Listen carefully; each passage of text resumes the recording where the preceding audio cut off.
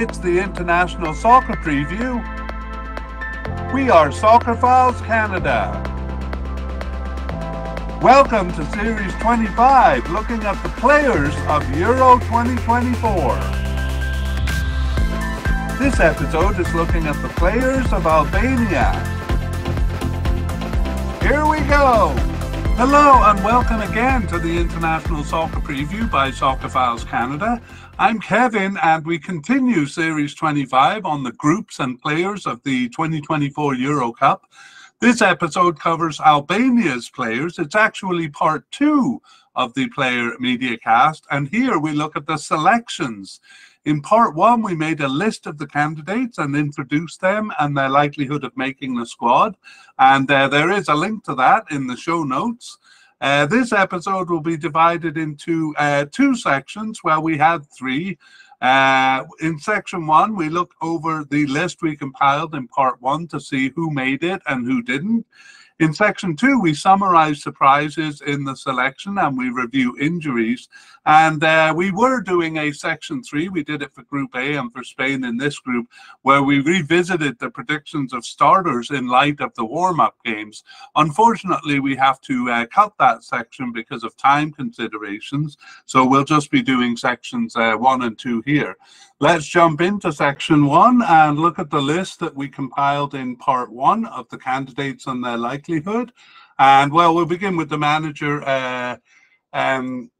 Silvinho, who we will consider having made the squad, and go on to goalkeepers. We actually have a new candidate to add here, so I'll do that right away. And it's Simone Simoni, who was added to the squad. However, he was just on the preliminary squad and didn't make the final cut there. So we'll just throw out his name but not introduce him because he won't be part of the squad. We had a definite candidate in Thomas Strakosha, and he was selected. We have 2 likely candidates, Etrit Berisha and Elhan Kastrati, and both of those were selected for the squad. However, our possible candidate, well, it looks like there was no room for him there with those players ahead of him. So Ellen Sherry not selected for the squad.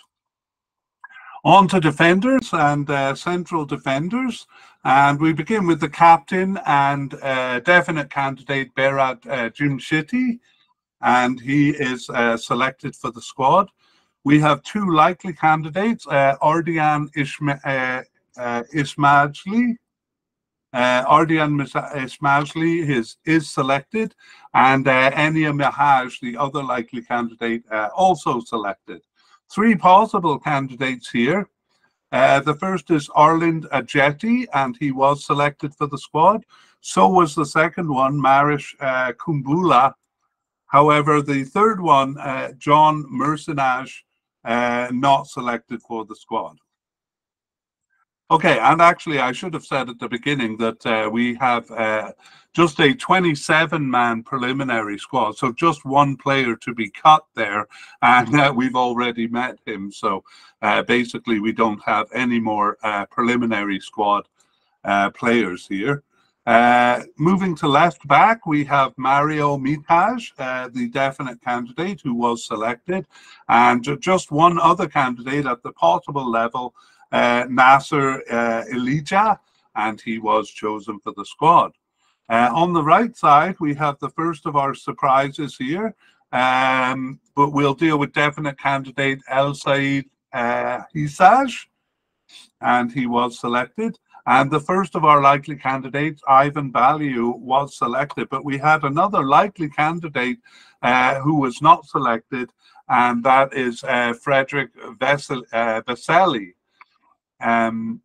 It seems that injury might have played some part in his non-selection, but it doesn't seem like it's the whole story. We'll deal with that in section 2 when we kind of summarize the non-selections and injuries. But we forge on to the midfield and defensive midfielders. So 2 definite candidates here, Christian Aslani selected, and Ilber Ramadani also selected for the squad. No likely candidates in central defence, but a possible candidate in Klaus Gyasula, and he was selected. And then we had one player seemingly off the squad, that's Amir Abrashi, and he surprisingly was selected. So we'll give a little bio information on him because we just kind of named him in part one. Actually, he has 50 caps for the team. He's 34 years old and played for Albania since 2013. He's with Grasshoppers, his second stint with them, Grasshoppers in Switzerland since 2021. And he mostly played in Switzerland, actually. He was born there, played for the Swiss youth teams, but did do a spell with Freiburg in Germany for 6 years. As far as his participation goes, he was a starter in the 2016 Euro Cup, but over the past year, or since the start of 2023, he hadn't started any of their games. He was on the bench for the first 3 and then not selected for the last 8 matches. So we had him seemingly off the squad, but he is on the squad. Another Swift connection was Toland Xhaka, who is actually the brother of Swiss player Grant Xhaka. He was in the retired category and not selected for the squad. He's been off the team for a long time. Among the central midfielders, we have another new candidate to add, and this player was selected. It's Medon Berisha. So we'll introduce him here as well.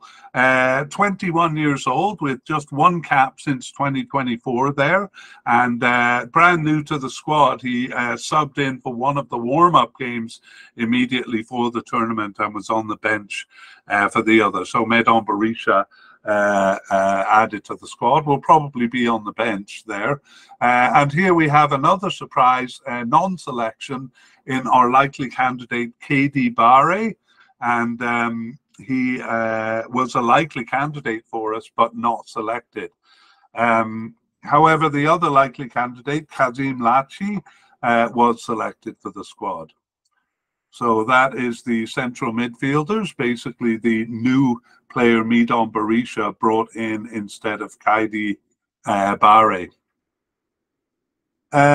Over to left midfielder, we had just a possible but unlikely candidate there, Odi Roshi, and he was not selected.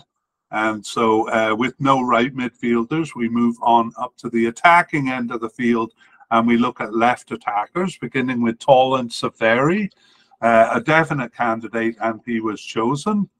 However, another surprise, we have Mirto Uzuni. Our likely candidate was not selected for the squad, and in his case also looked like injury played a role but didn't seem to be the main reason, and we'll talk about that in section 2. The first of our possible candidates, Arbnor Mukoli, was not selected for the squad, the Danish-born player, but the second possible player on our list, Arbnor Hoxha, was selected for the squad. And then we had Anis Mehmeti as a possible but unlikely candidate, and he was not chosen. Right attacking midfield, we have Jasir Asani as a definite candidate who was selected. However, our possible candidate, Ardnor Muja, was not selected. Central attacking players, we just had one, and he was in the definite category. That's Nadim Bajrami, and he was selected for the squad. Okay, with the forward line, the biggest surprise of all, our definite candidate, so-called Shikaleshi, not selected for the squad. It was quite a big news in Albania there, and we'll talk about it a bit more later. Our two likely candidates, Ernest Mucci and Armando Broja, both were selected. And so were our two possible candidates, Merkland Daku and Ray Manaj, both selected for the squad. So Shikaleshi their really big surprise. We had a couple of possible but unlikely candidates who were not chosen, and we have introduced the 2 players that were added to the squad that had not appeared for us to talk about in part 1. Let's move on now to section 2 and just review some of these surprises. So obviously the biggest one, so-called Shikaleshi not being selected. And this was quite a controversy. The manager said he had to choose between Shikaleshi and Broja and preferred Broja. I don't particularly know why he had to choose between both of them, but that's kind of what he boiled it down to. Sounds like a bit of a justification there, but there we have it. Shikaleshi responded by quitting the national team the next day. We can understand why he was insulted by the non-selection. He had started 7 of their games, 7 of their 11 games, and subbed in for 2 besides. So that's why we had him as a definite candidate. So Shikaleshi will watch the tournament from home, if he watches it at all. The other surprises were Frederick Vesely, and okay, I got to go back to my section to review my notes on him. As I said, injury was part of the reasoning, and sorry, I am not finding my spot here. Okay, Vesely had been out for the last 3 weeks of the club season with a knee injury. However, in the articles that I read, that was barely mentioned actually, and it simply seems to have been a non-selection for him. So he was a likely candidate for us, and perhaps the injury played some role there, but it seems to be more of a non-selection. Same is true with our left winger, Murto Uzuni. We had him as a likely candidate based on his participation. He had been out in March with an Achilles tendon issue and was not selected for his club for the last week of the season. He wasn't listed as injured though, just not on the squad. And again, this if there was an injury involved, it wasn't mentioned, and seems to be simply a non-selection as well here. Our third candidate is, or our third player in the same position, is simply a non-selection.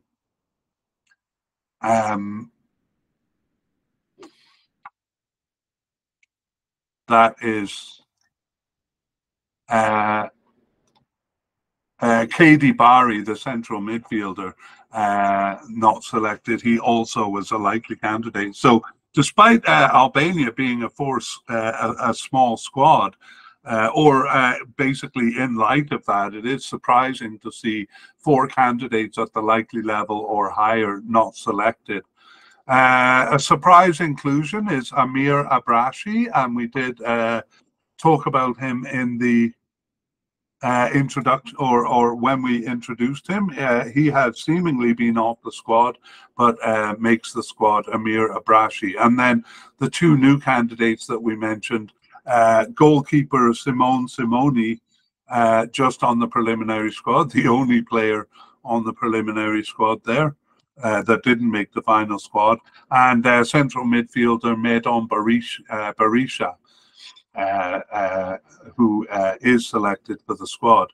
Let's look at injuries besides the one we had, and we have Jasir Atani, the right winger who was selected, so we'll call him recovered. He was out with a fitness concern since March and an unknown return date, and that concern ran through the 2 games he had started for the national team at the end of March. But as fitness concern sounds fairly minor, but I have seen those go on for quite a while, and I think this did go on well beyond March. But anyway, Atani selected for the final squad. And that is it. Actually, Albania kind of blessedly free of injuries. They had some in March, but all of those players were recovered by the time we did part 1. So that brings us to the end. We would like to thank Mike Tripak, Big Sound Music, and Pixabay for the wonderful background music called Dance 90s accompanying this media cast.